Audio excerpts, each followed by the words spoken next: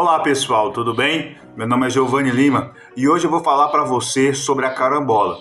Talvez você não sabia que ela é uma fruta bastante perigosa que pode trazer problemas renais e também cerebrais. Então vamos lá para o vídeo. O que é a carambola? Como eu havia dito, a carambola é uma fruta e ela é bastante popular nos países de clima tropical e subtropical. O seu consumo não se dá só através da própria fruta in natura ou de seu suco, mas também através de chás, entre outras coisas. A divulgação da carambola como medicamento natural é especialmente problemática, porque a fruta é reconhecidamente perigosa para pacientes com doenças renais e até para pessoas saudáveis, caso seja consumida em excesso. Por que a carambola pode fazer mal? Muito bem, vamos lá. Desde a década de 90, foram publicados dezenas de casos de pacientes com insuficiência renal que apresentavam sintomas neurológicos de início súbito após o consumo de carambola. Os pacientes com sintomas de intoxicação pela fruta apresentavam desde soluços intratáveis até fraqueza muscular, agitação ou crises convulsivas. A mortalidade nesses pacientes intoxicados chega a ser de 20 a 40%, mesmo quando submetidos a tratamentos intensivos. Olha só.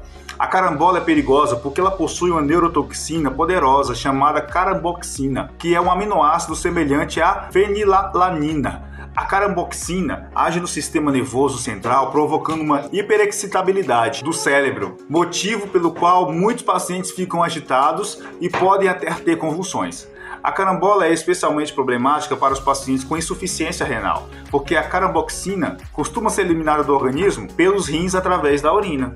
Não é de se estranhar que pessoas com disfunção renal estejam mais propensas a acumular essa neurotoxina no sangue e a desenvolver sintomas de intoxicação. É sempre bom lembrar que a insuficiência renal crônica é uma doença silenciosa. Nem todo mundo que é doente dos rins sabe que tem o problema.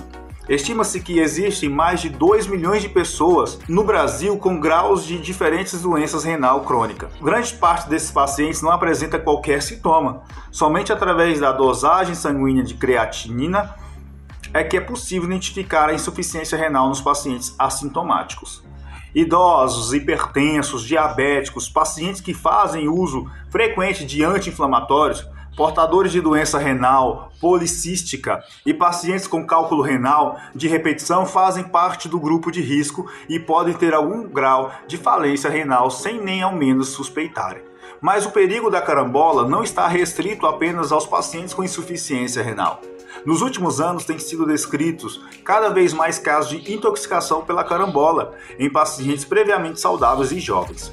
Esses casos estão geralmente associados a um grande consumo da fruta, mas em pelo menos um paciente a quantidade consumida havia sido apenas um copo de suco puro, ou aproximadamente 300 ml. Os pacientes saudáveis que se intoxicam pela carambola costumam apresentar, além dos sintomas neurológicos, também quadros de insuficiência renal aguda, provocados pela disposição renal de cristais de oxalato, um tipo de sal presente em grande quantidade na carambola.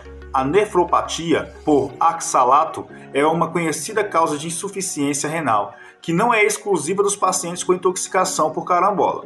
Portanto, o mecanismo de intoxicação pela carambola em pessoas saudáveis costuma seguir o seguinte padrão: o consumo exagerado de carambola, aí depois vem a disposição de oxalato nos rins, insuficiência renal secundária à nefropatia por oxalato, acúmulo de caramboxina no sangue, intoxicação neurológica. Normalmente, em pessoas saudáveis, segue este padrão.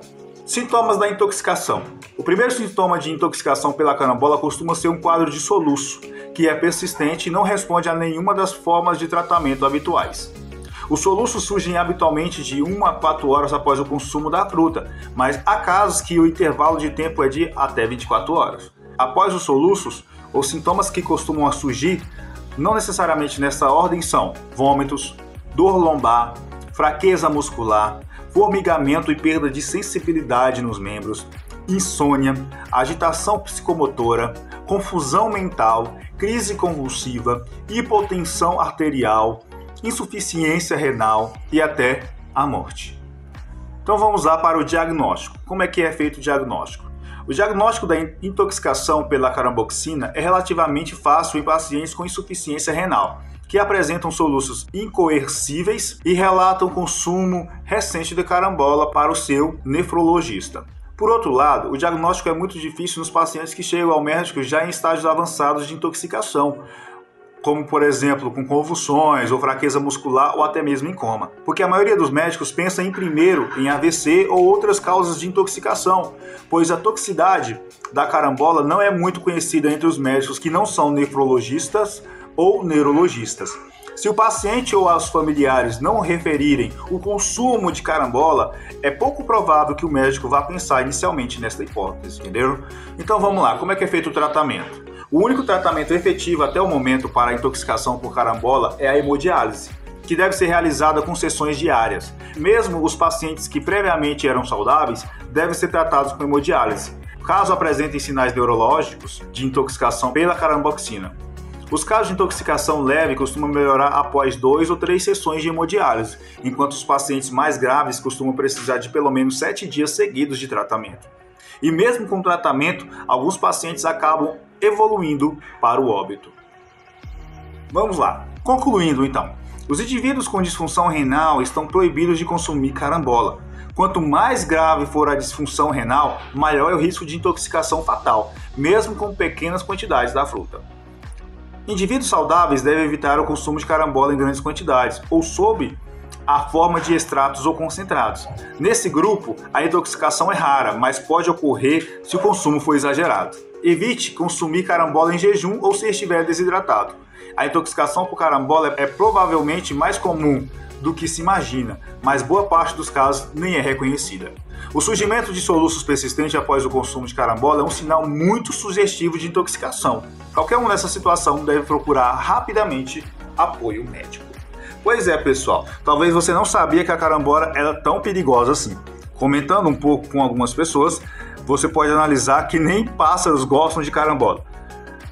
Por mais que a fruta seja gostosa, ela é um pouco perigosa, então vale a pena tomar essas precauções, beleza? Então o vídeo de hoje foi este, eu espero que vocês tenham gostado. Se você ainda não for inscrito, se inscreva. Se já é, deixe o seu gostei, deixe o seu comentário e compartilhe com os seus amigos. Grande abraço, fique com Deus e até mais.